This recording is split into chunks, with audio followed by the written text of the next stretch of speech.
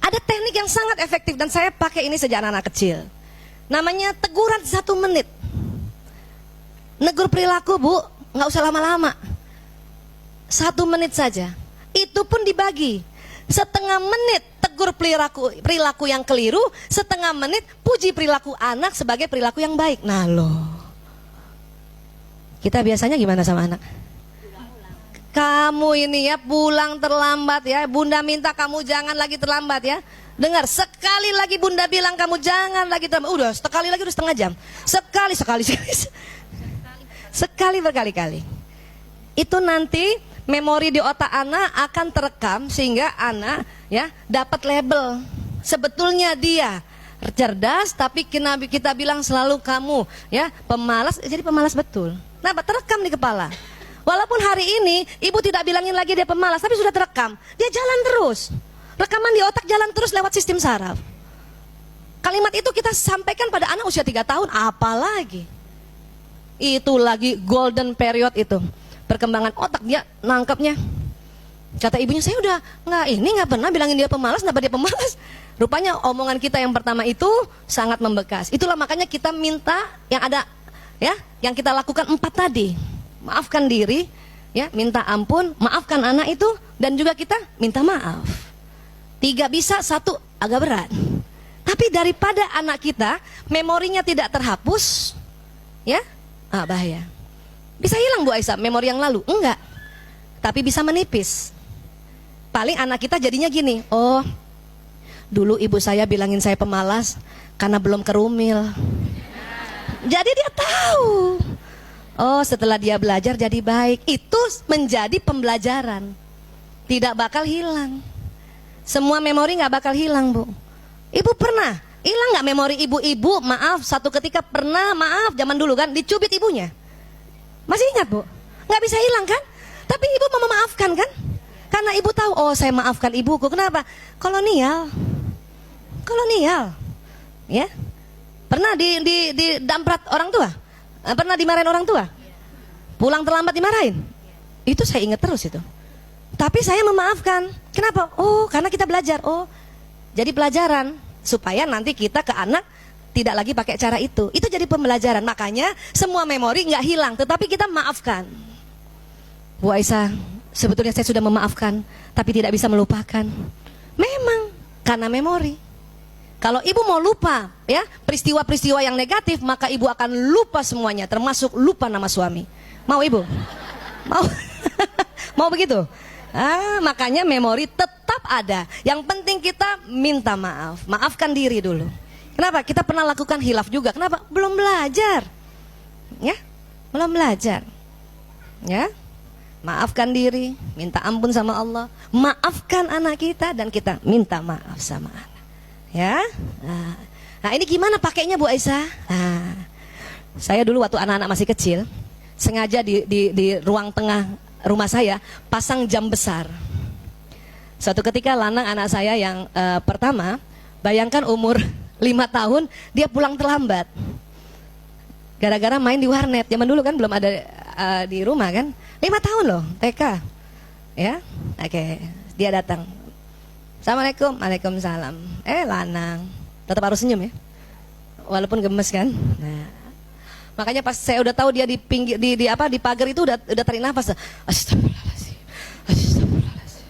Ya Allah, mohon lemah lembut. Tapi tetap harus ditegur. Lemah lembut itu bukan membiarkan ya, ditegur. Sini nak berdiri. Ada jam di situ. Setengah menit pertama tegur perilakunya. Lanang, ibu marah Lanang pulang terlambat.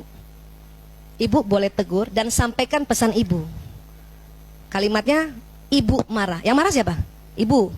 Kalau dia mah gak marah, dia seneng. Banyak kita begini, kamu bikin ibu marah. Itu yang keliru. Itu orang tersinggung itu. Ya, Lanang, ibu marah karena kamu terlambat. Harusnya kamu gak terlambat dong. Harusnya kan TK pulang jam 10. Ini kenapa jam 3 siang baru pulang? TK kan 5 tahun. Bayangin Bu, anak saya aja TK udah split. Ya, kan itu ditegur. Ya, Dan kamu juga nggak bilang sama ibu. Nah itu cuma setengah menit. Bayangkan tuh, saya lihat tuh setengah menit. Masih mau ngomong udah setengah menit. Dan pada saat menegur setengah menit, kalau ibu marah, ibu boleh ekspresikan. Ya, waktu masih kecil saya nggak pakai ekspresi. Kalau udah besar waktu SMP, lanang, pakai gerobak meja loh. Ibu nggak suka lanang pulang terlambat. Tapi itu setengah menit tuh, ya. Apalagi lanang nggak bilang sama ibu. Kamu tahu kan, ibu jadi takut. Wah, setengah menit. Habis itu nggak boleh marah udah. Dia nggak lihat. Kenapa? Peralihan antara menegur dan kemudian memuji itu susah, Bu. Bagaimana caranya habis marah ibu memuji? Maka harus istighfar. Mumpung anak nggak lihat karena dia nunduk. Tuh anak nunduk, pas dia nunduk, astagfirullah. Tuh anak nunduk kan, astagfirullah. Sebab biasanya kamu kalau pulang sekolah selalu tepat pulang, nak. Dan kalau kamu pasti telepon ibu. Itu bagus, nak. Itu memuji. Karena dia selalu lakukan itu. Satu ketika dia tidak telepon saya dan pulang terlambat, kita tetap tegur perilakunya. Bisa paham, Bu? Setengah menit. Itu latihan. Alhamdulillah berhasil. Lanang udah berhasil, berarti adik-adiknya berhasil. Itu latihan. Makanya lihat jam. Udah harus muji nih. Ya. Biasanya kan gitu. Kelamaan 5 menit. Kelamaan. 1 menit aja. Itu efektif sekali. Sehingga dia belajar bahwa kalau saya mau pulang terlambat saya telepon. Ya. Tapi apa dia bilang? Anak mau bicara apa, nak? Kasih waktu bicara. Ibu, tadi aku udah telepon ibu pakai telepon ibunya teman aku. Udah ngomongnya gitu kan, teman aku. Tapi ibu nggak angkat-angkat. Barangkali ibu lagi seminar. Oh iya ya. Karena pas saya lihat, ada miss call. Cuman nggak tahu ini nomor siapa. Ternyata ibu temannya. Berarti kan dia sudah melakukan hal yang sesuai prosedur. Kalau kita negurnya setengah menit, kita nggak malu, Bu. Kalau ibu negurnya 5 menit atau 15 menit, ibu malu. Ternyata iya udah telepon. Kalau setengah menit nggak malu. Oh astagfirullahaladzim, iya nak, ibu nggak angkat, ibu nggak tahu nak, ibu minta maaf ya.